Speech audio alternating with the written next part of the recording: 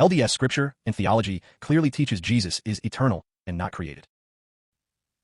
Intelligence is eternal and exists upon a self-existent principle. It is a spirit from age to age, and there is no creation about it.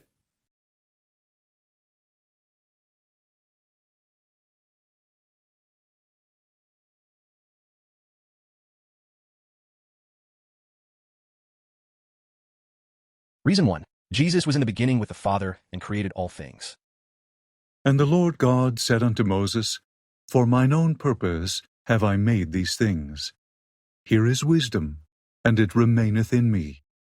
And by the word of my power have I created them, which is mine only begotten Son, who is full of grace and truth. And worlds without number have I created. And I also created them for mine own purpose. And by the Son I created them, which is mine only begotten. But behold, my beloved Son, which was my beloved and chosen from the beginning, said unto me, Father, thy will be done, and the glory be thine forever. Hearken, O ye people of my church, to whom the kingdom has been given. Hearken ye, and give ear to him who laid the foundation of the earth, who made the heavens, and all the hosts thereof, and by whom all things were made which live, and move, and have a being. Listen to him who is the advocate with the Father, who is pleading your cause before him, saying, Father, behold the sufferings and death of him who did no sin, in whom thou wast well pleased. Behold the blood of thy Son, which was shed, the blood of him whom thou gavest that thyself might be glorified. Wherefore, Father, spare these my brethren that believe on my name, that they may come unto me and have everlasting life. We, Joseph Smith, Jr., and Sidney Rigdon, being in the Spirit on the 16th day of February, in the year of our Lord, 1832, by the power of the Spirit, our eyes were opened, and our understandings were enlightened, so as to see and understand the things of God, even those things which were from the beginning before the world was, which were ordained of the Father through his only begotten Son, who was in the bosom of the Father even from the beginning, of whom we bear record, and the record which we bear is the fullness of the gospel of Jesus Christ, who is the Son, whom we saw and with whom we conversed in the heavenly vision. And the glory of the Lord shone round about. And we beheld the glory of the Son, on the right hand of the Father, and received of his fullness, and saw the holy angels, and them who are sanctified before his throne, worshipping God and the Lamb, who worship him forever and ever. And now, after the many testimonies which have been given of him, this is the testimony, last of all, which we give of him, that he lives. For we saw him even on the right hand of God, and we heard the voice bearing record that he is the only begotten of the Father, that by him and through him and of him the worlds are and were created, and the inhabitants thereof are begotten sons and daughters unto God. He that ascended up on high, as also he descended below all things, in that he comprehended all things, that he might be in all and through all things, the light of truth, which truth shineth. This is the light of Christ, as also he is in the sun, and the light of the sun, and the power thereof by which it was made. As also he is in the moon, and is the light of the moon, and the power thereof by which it was made. As also the light of the stars, and the power thereof by which they were made.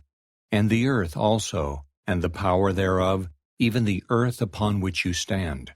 And the light which shineth, which giveth you light, is through him who enlighteneth your eyes, which is the same light that quickeneth your understandings. Which light proceedeth forth from the presence of God, to fill the immensity of space. The light which is in all things, which giveth life to all things, which is the law by which all things are governed, even the power of God who sitteth upon his throne, who is in the bosom of eternity, who is in the midst of all things. Reason 2. All intelligences, including that of Jesus Christ, are eternal and uncreated.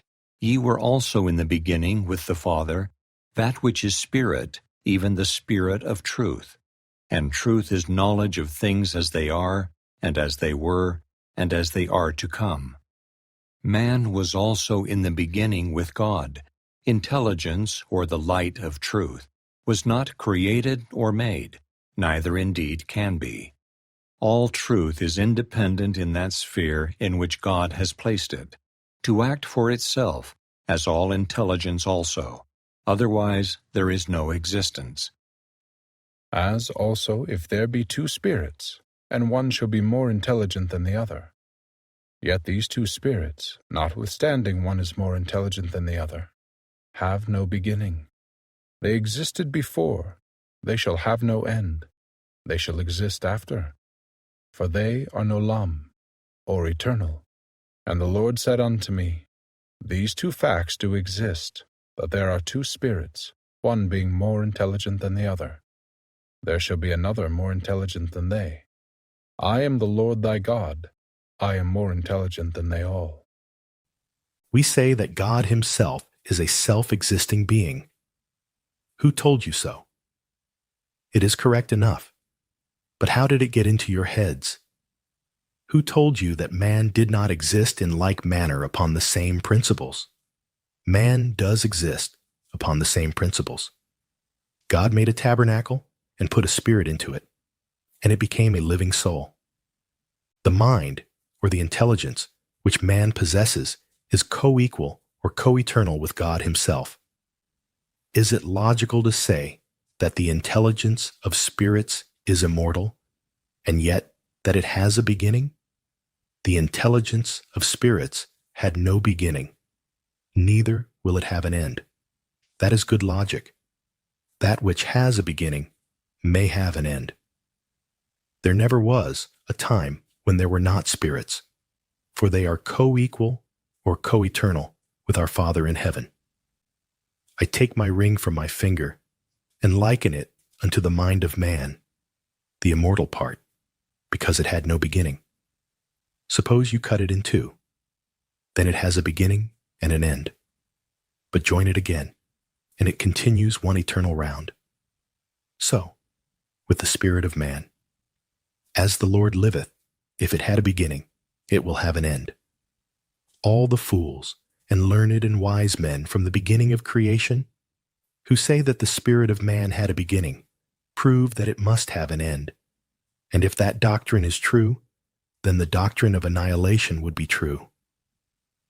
But if I am right, I might with boldness proclaim from the housetops that God never had the power to create the spirit of man at all. God himself could not create himself.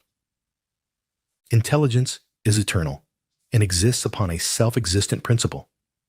It is a spirit from age to age, and there is no creation about it.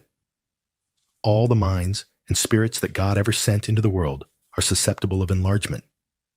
The first principles of man are self-existent with God. God himself, finding he was in the midst of spirits and glory, because he was more intelligent, saw proper to institute laws whereby the rest could have a privilege to advance like himself.